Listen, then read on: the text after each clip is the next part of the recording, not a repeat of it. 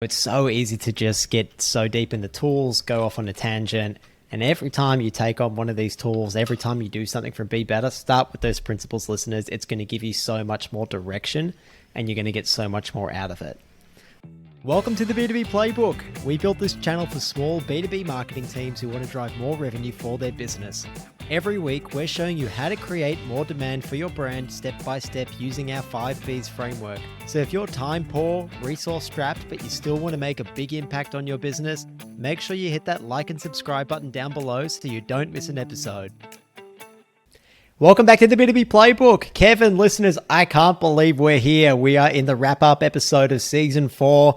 But look, don't just skip over it because it's a wrap-up episode. Look, we are going to cover some really good, interesting stuff. We're going to pull together some highlights for you in case you missed anything at all. And there's going to be some great reminders of the key lessons from each of the podcasts in this season. Kev, we set out on a journey to really share our 5Bs framework, which is our framework for driving demand for your brand. No one else had showed people how to do it step by step. We thought it would take us roughly 100 episodes over 5 seasons. I can't believe it. We're at the end of season 4. Yeah, that's right, George. It has been a journey, and we're probably tracking to go a little over the 100 episodes before we wrap up the full season 5 as well. But we are at the end of season 4, listeners, and as George said, this episode is going to give you a rundown of what we talked about this season. If you're just joining us recently or you've missed any parts, this will be a great episode for you to dive into, to figure out what we've talked about, and to jump back into the places that you want to go a step further into to get more detail. We'll give you episode links and the episode numbers as well. So be sure to stick around with us for this episode. But George, let's start with a recap of what the 4th B is that we've been talking about this season and how it fits into our 5Bs framework. Yeah, definitely, Kev. This season has all been about Be Better, which is all about how our marketers can optimize their workflow. It's not about trying to be better overnight. It's about putting systems in place to systematically improve. But Kev, it's the 4th B in our 5Bs framework for a reason, right? It comes after the first 3 Bs, which are really the non-negotiable fundamental Bs that every business needs to have in place, and so many miss. Just as a quick recap, they are Be Ready, which is about really, truly, deeply understanding your dream customers. Then we move on to Be Helpful, which is about creating content to help those dream customers and develop a relationship of trust with them online. The 3rd B in our 5Bs framework is Be Seen, which is about how to amplify our helpful content to the right people and accelerate your growth so we can start to build these relationships more at scale. That brings us to the 4th B in our framework, Be Better, which is about optimizing that workflow and constantly improving. That's right, listeners. And next season, our last B of the 5Bs framework will be the best. But before we get to that, let's talk about what Be Better was all about. So last season in Be Seen, we talked all about how to prep yourself to really amplify the helpful content that you're really putting out there. And Be Better was all about optimizing your B2B marketing workflow. And that's what we talked about this season. We talked about all the things that once you have a system in place, how can you take it to the next level? How can you take more from that same process, that same workflow, and get the most bang for your buck? So let's go back to an earlier episode of Be Better, where we talk about what does Be Better really mean and how to approach it. I think you already know what Be Better is just from our intro today. It's not about thinking and becoming better overnight. It's all about optimizing your workflow and cementing yourself as an expert you set out to be.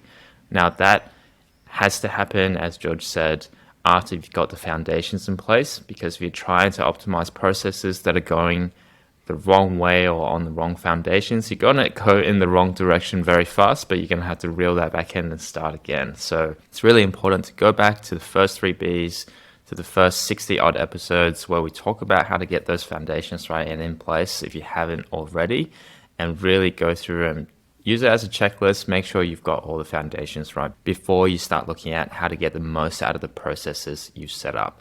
George, how do we then approach being better now that we know what being better is all about? Look, Kev, you've said it, I've said it. It's not about someone whipping you screaming, be better, be better. It's not about a quick fix.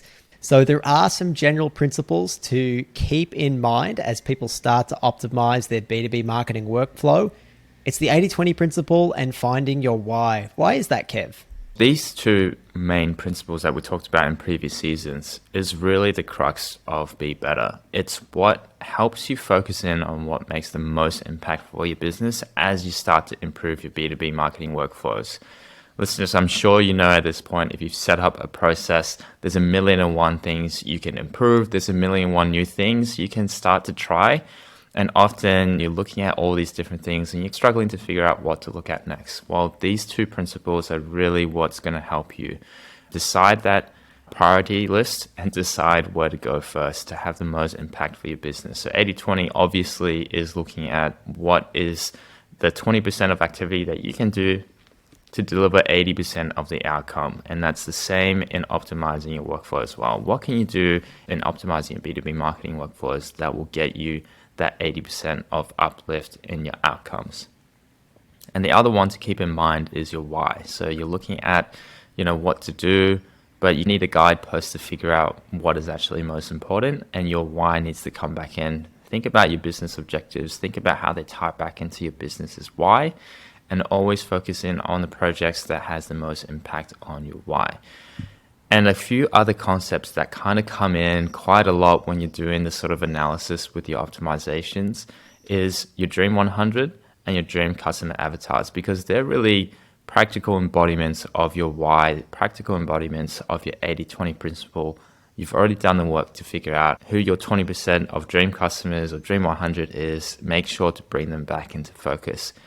So one example is when we spoke about CRMs and CDPs in episode 70, we talked about how there's a lot of different customers you have in your CRM, in your CDPs, a lot of data to look at. So your attention should go into setting up new systems and new processes to get the most out of that 20% of your Dream 100 or dream customers from that data so that you can get the most out of those data systems. They're such helpful general principles, Kev. Whenever you're trying something from Be Better, it's so easy to just get so deep in the tools, go off on a tangent.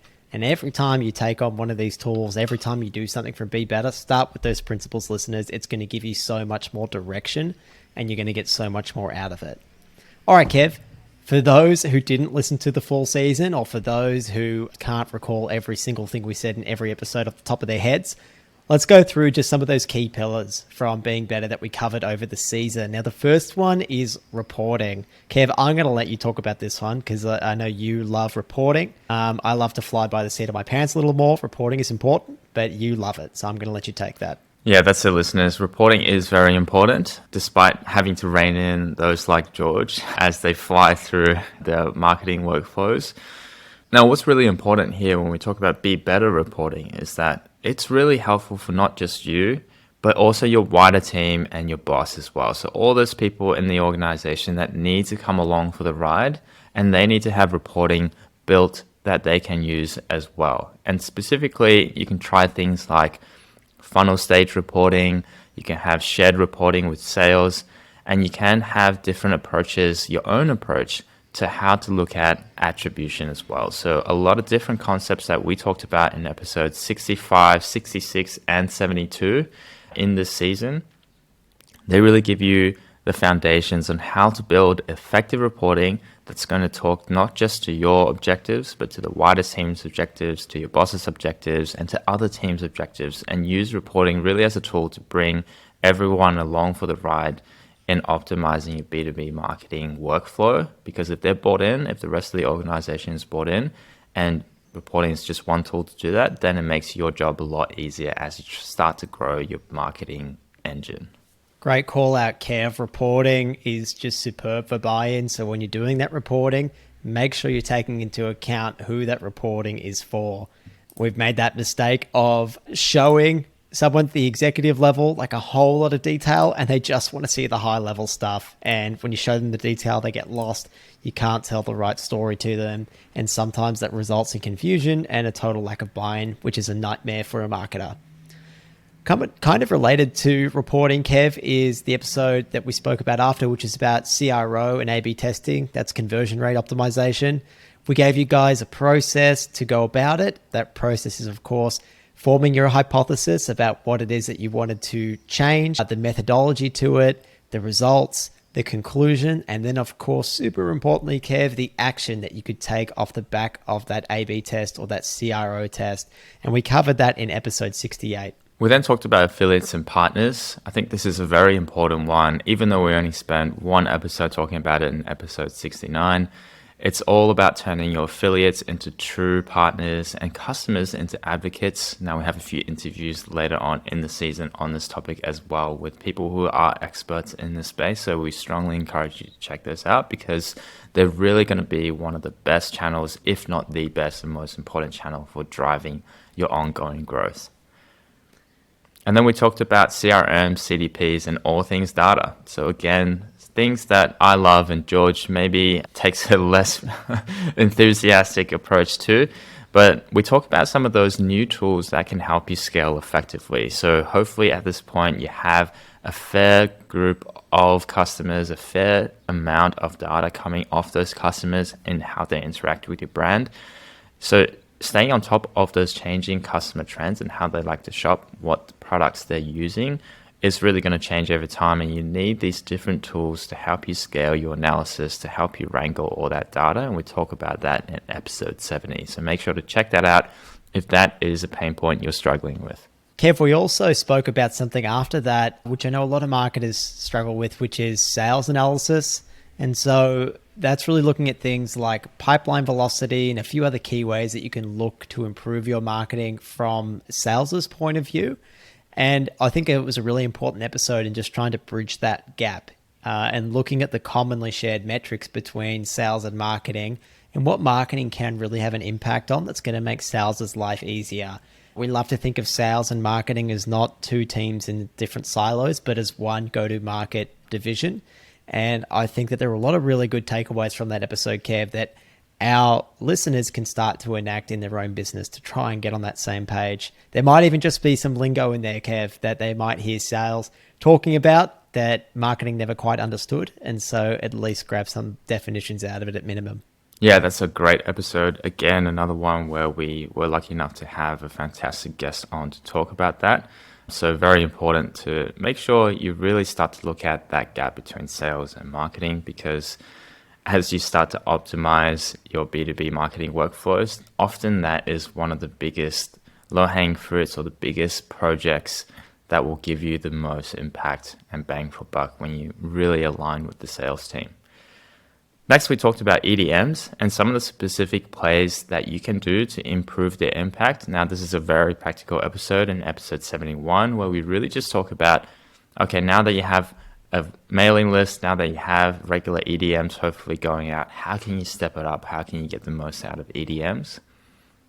And in a similar vein, we talked about how to start testing more paid channels and how to optimize your existing paid channels. Now, extending the principles that we talked about just before around finding the best mix of channels and tools in previous seasons, we also talk about the concept of attribution modeling and why you should take that with a grain of salt. Definitely one where you need to apply that 80-20 principle again and figure out what is worthwhile doing in that space. But we talk about that in more detail in episode 73. So if that is of interest to you, make sure to go back and check that one out. Kev, we also spoke about a few topical things like ChatGPT and content repurposing.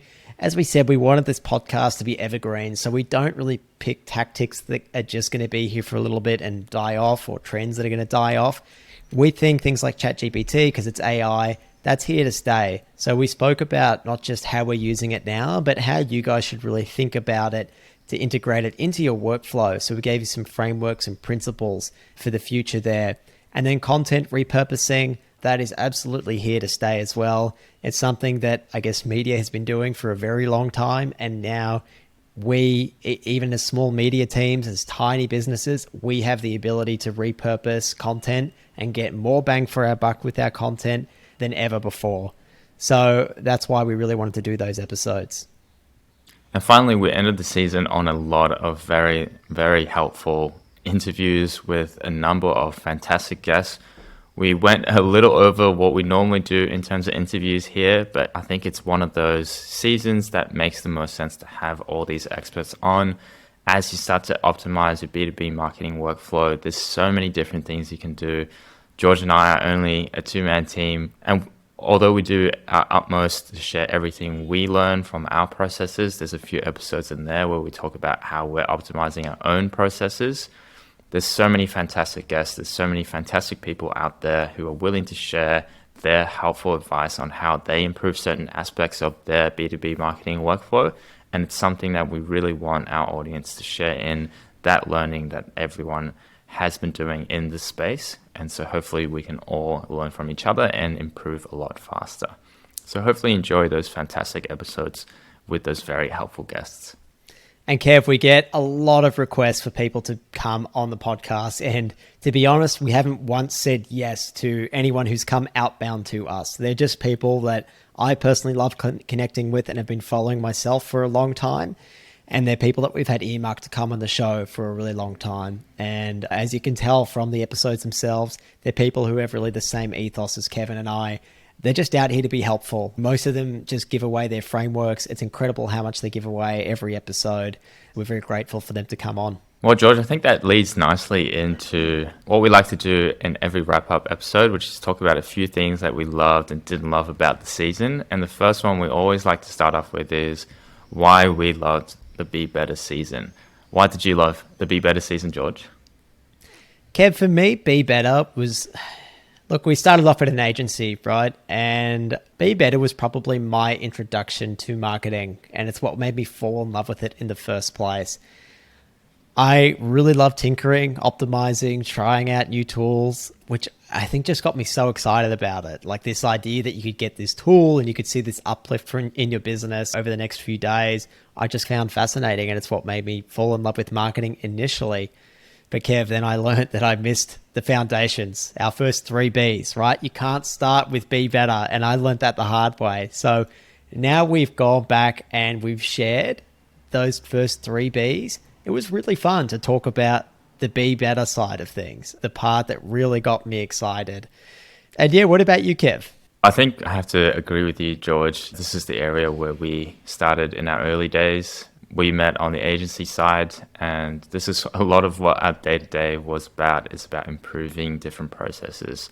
A lot of things have changed, obviously. We go into a lot more depth now on a much wider range of areas, particularly in the B2B marketing space, where we were predominantly in B2C. But as you said, it's great to revisit some of those early things that we love to tinker with. And also, I think it's a very good way to now look at this stage as something that brings other people in the marketing function and other disciplines in your business together. So for example, with reporting, we talked about how the right reporting can bring your leadership team into the same journey. It can bring your sales team on board. It can really align the whole business and start to break down any silos that might exist. Because at this point, when every team has their own processes, they're running towards efficiency, they're trying to eke out that extra 10% in what they're doing already, it's great to have these tools to break down those silos and to start looking at things that can have 50, 60, 100% uplift on the business rather than just the 10%. So that's really exciting. And I think a lot of the times you can find those big impact things with minimal lift just because you're looking wider, you're looking at different projects that are really only available at this more mature stage of growth. But there's this misconception that at this stage of growth, you know, those 50, 60, 100% improvements are harder to come by. I don't think that's true. I think we just need to look a bit broader and to learn from how to improve the processes in a way that brings the whole team together. So that's really exciting. And that's why I love the Be Better section as well. And it's just a great way to approach your old systems with fresh eyes and help hone your why once again with that improvement. Very nice, Kevin. Look, we already mentioned the guests. We had so many amazing guests this season. We're going to talk about favorite guests, Kev. My favorite guest, I think it's a tough one, but I think it was probably Ricky Pearl. And that's because outbound marketing just gets such a bad rap in our little bubble. But you hear time and time again just how crucial outbound is to the initial success of a business. You've got a new business. Inbound is going to take some serious time to get to start working. Referrals take some time to build. Partnerships takes time to build. But outbound, I think the line that Ricky said, which absolutely hooked me, was I can have a potential customer on the phone in 15 minutes if I want. And that's the power with outbound. I can go out and I can test my positioning, my messaging. I can test the need for a product and get feedback in 15 minutes. And there's just no other way that you can do that other than outbound. I really loved his approach of making outbound hyper relevant instead of personal, because I just wondered, how can you scale outbound? I just always struggled to grasp that. And his solution of hyper relevance over making something really personal about, oh, hey, Kevin, I know you love fishing. Why don't we go fishing together and discuss XYZ? Like, it's not about that. It's about establishing their need, their position, and making sure that we're showing that we are the right people to solve that for them. Really, Kev, I think that episode has convinced me to learn more about outbound and even start to test it for ourselves for the B2B incubator. George, I can't say I disagree there. I think for me, favorite guest was split between Ricky as well. So one of my favorites was definitely Ricky for all the reasons that you said there. But as well, being in-house myself and lucky enough to work with an incredible sales team at Linkbee, it's great to both see and test some of the ideas that he spoke about. And he mentioned in that episode, with such a great team, we're just at the budding end of a business of the scale up. But a lot of those ideas that he talked about outbound and how marketing can work into those workflows, it's really going to be quite interesting to start testing in the coming months and years. And for me, the other one that really drew my attention and really became one of my favorites was the episode with Brian. So Brian's ideas around partnerships. Not only do they really embody the Be Helpful philosophy that our framework is largely based on, I think it's just a great way to work. Why go it alone, as he says? It doesn't make any sense.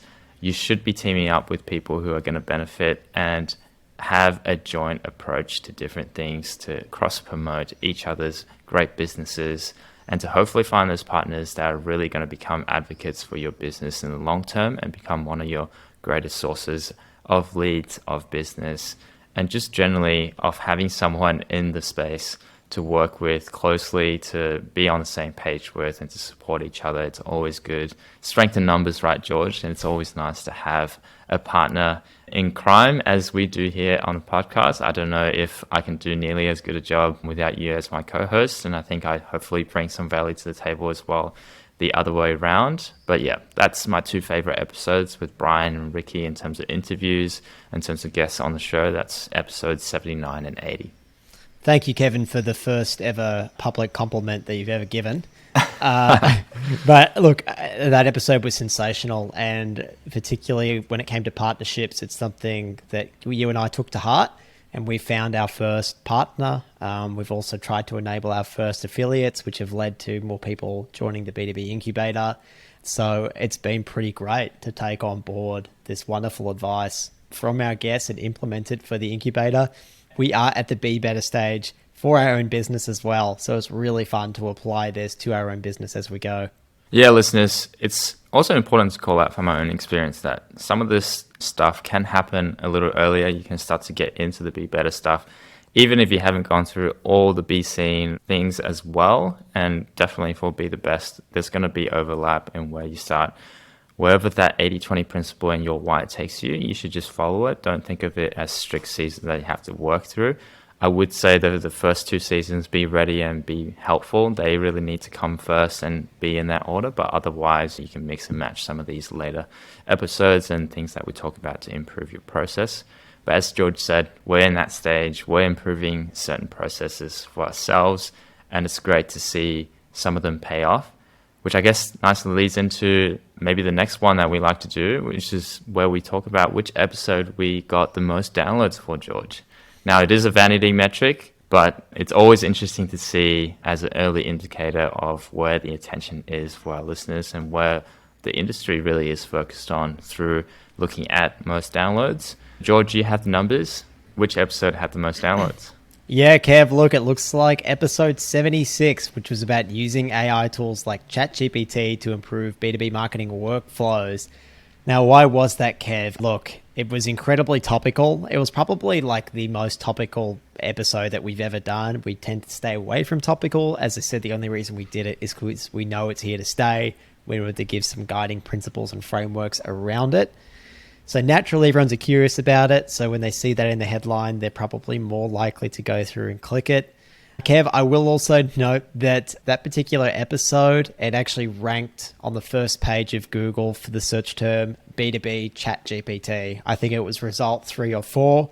We might have been pushed down to Wow. 5 now. Yeah, so we were getting some really good organic traffic just from that. And I suppose it's an interesting way of people coming in and discovering our podcast, Kev. And SEO is definitely something that's on our list to put a little bit more time into. Obviously, it's a great entry point for others into our framework. Yeah, fantastic. Fantastic to hear those results and the interest.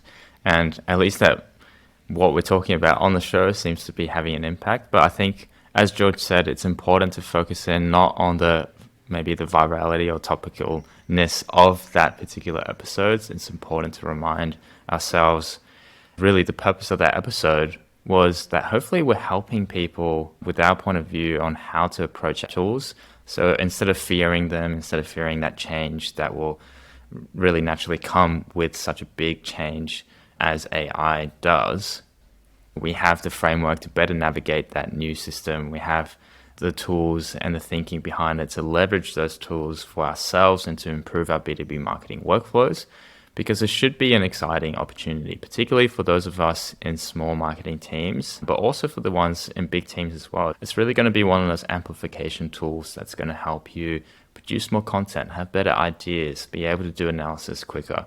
All these things is going to be helpful. It's going to actually take away maybe some of the less interesting parts of your job and help you improve and do more of the more interesting parts of your job. So that's really the way to approach it. It's just great to hear that that's helping us gain some organic traffic, and hopefully our framework is getting out there, helping more people. All right, Kev, what about the strongest response? I guess the downloads is the quantitative. What about the qualitative? Who do we receive the strongest response from? Well, George, this is funny because I just got this from you. You're obviously much more the face of us as a brand on LinkedIn, but I think the episodes that you mentioned that we got the most response for were with Ricky Pearl and Justin Rowe. Why do we think that is, George?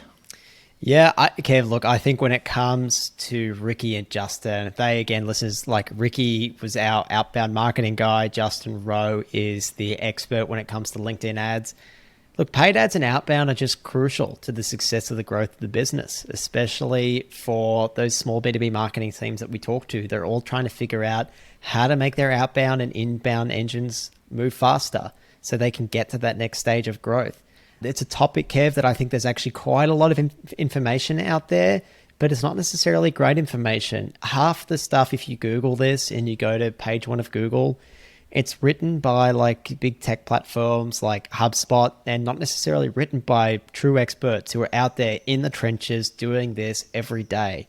And so I think it was really refreshing to have these 2 true experts come in and share and detail their frameworks. They were really generous when they did that, and it was great to see their principles and also what's working for them right now. Yeah, fantastic episodes, and big kudos to both of them. We're very grateful for them to come on the show, and thank them again for sharing, as you said, George, very generously their own approaches, frameworks, and tactics on what's working right now. Now, there's an element of tactics that works today, listeners, that won't always apply, but I think it's important if you can focus in on what they're talking about, their approach to these different areas. It's really going to help you build your own tactics over the long term and build your own adaptations of what they're doing to whatever market situations or scenarios you find yourselves in. So make sure to check out those episodes. And it's no surprise to me, George, that those were the episodes that we got the most response for. It ties into our next question that we like to do, which is which episode you think is the most practical from the season. I think Justin Rowe definitely for me is one of those. He talks so much detail about both strategy and tactics that you can use with LinkedIn ads. It's obviously very relevant for our B2B marketing listeners and for ourselves as well. And it's great to hear that you can launch anything on LinkedIn with that. You can start small and really scale up fairly quickly. And it's great that he's given so much framework there for people to get started. Yeah, and look, I got to give a shout out to our other guests too, Kev. Every single one of them detailed their frameworks, like what to do to get started, how to start right now. We had Katie Ray talking about community, Taylor Bogar on customer advisory boards, and they're subjects that, Kev, I really don't know a huge amount about, but I can just go back through our podcast notes from those episodes that you made, and I know exactly where to start now. I know where to find out more information about it. I know how to get going. So a huge thank you to all our guests, because they were all really practical.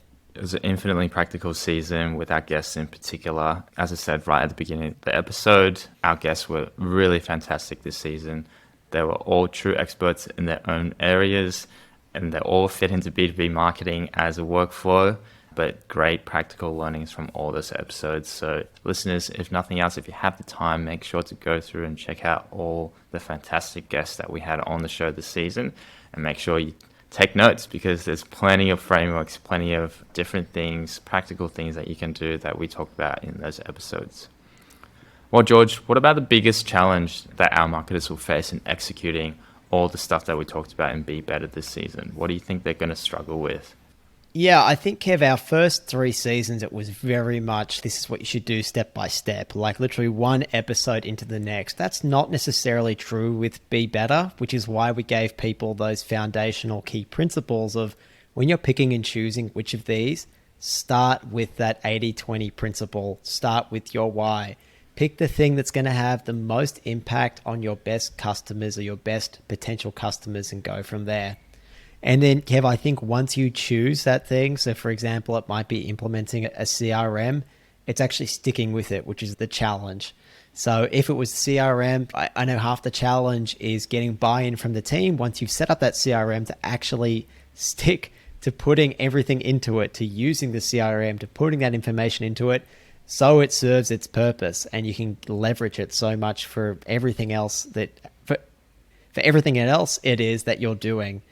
If it's your content strategy that you're really trying to focus on, and your content repurposing, that Jess Cook spoke about, it's making sure that you're celebrating those wins to keep that buy-in, closing feedback loops with your subject matter experts to make sure that they know that their efforts are being recognized, and just doing all that stuff, Kev, to close the loop and keep it going. So it's the sticking with it, I think, that's going to be the biggest challenge. Yeah, those are great points, George. And I think I'll just add a more personal perspective to this. Working in a very much B2B capacity in-house, for me, I think one of the challenges that I often see people have, that I've experienced to a certain degree myself and working in-house in previous roles, is having that support, being able to stick to things. I think a very common pain point for us in-house B2B marketers is that to get that buy-in, there's a lucky few of us who get that support from the leadership team, from a very good sales team who are willing to work together with marketing.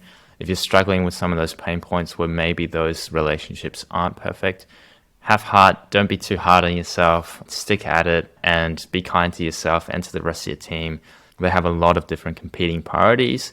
Marketing might not always be on the top of that list, or working with marketing might not always be on the top of that list. But if you focus in on what George said there, applying the 80-20 rule, making sure it's tied back to your why, and presenting it in a way that makes sense to those different teams. So that involves going back to those episodes, learning the language that those different teams use, learning what concerns them, having those conversations with your internal team to figure out, what do your leadership team care about? What do your sales team or customer success team care about? And then talking to those terms, talking to those objectives will really help you better understand them, be kinder to them, be kinder to yourself as well in that process of building those relationships and getting the B2B marketing engine working well with the rest of the business. That's really a key point as well. That's going to be one of the challenges that potentially our marketers face as well, particularly in-house. But yeah, if you stick to it, as George said, if you apply the principles to figure out where to start and how to start those conversations, then you're in good stead. And then final note is just, again, to be kinder to yourselves and to the rest of the team, because we're all busy, we're all working to our own objectives. It's important to make sure you're helping them align, to understand them first and helping them align on those objectives so you can all work in the same direction. Empathy is key, Kev. Well said. Well said. Okay, what about which episode you think is going to be the most relevant in 5 years from now? I'd like to hope that all of them are going to be very relevant in 5 years from now, because they're all meant to be evergreen. But if there's one, Kev, that's going to stand the test of time, which one do you think that is? Well, George, I think maybe I'm stealing this from you, George, but I think Tim Reed's episode on the art of being helpful is going to be one that stands the test of time the most. His philosophy of being helpful is obviously very influential to our framework, which we think is evergreen. His content is fairly evergreen, and it's proven itself to be a great resource for the likes of us and other people in marketing over time, that he's been talking about it. So it's already lasting the test of time, but I think it's really going to continue on. I think that guiding principle and mindset is not going to change. The tools, the strategy, the tactics might and will definitely change, but as long as you're being helpful, you're building genuine relationships, that's something that's going to get you much further, and something that AI really just isn't going to be able to replace anytime soon. Yeah, you definitely stole that from me. You obviously knew when you were editing it, like how much of a fanboy I was of Timbo. So look, that would have been painful for you to edit, just to listen to me gush over everything Timbo said. Not you know at all. what? Not at all. You can steal it. I will say then Brian Williams on partnerships, Kev. And the reason I think it's going to be just super relevant in 5 years' time is the barrier to entry for everything is just getting lower and lower. Like, it has never been easier to start your own business, to launch your own platform with no code, web apps out there, with platforms just making it easier and easier to onboard people, to run ads, to do whatever it is that you need to do. There's just going to be so much noise, Kev. And so if everyone is making noise, there'll still be a question of, who do I bloody trust? Who is it that I can trust? And I think, Kev, maybe in the same way that despite, me, when I'm looking for somewhere to eat, I use Google reviews, I still trust a recommendation from yourself on what the latest place you and Christine tried that was really good to eat in Paddington. I trust that over any kind of recommendation from Google. So for me, in that same way, partnerships are just going to keep working the same way. They're a real shortcut to getting someone else's customer base to trust you so you can win them over sooner.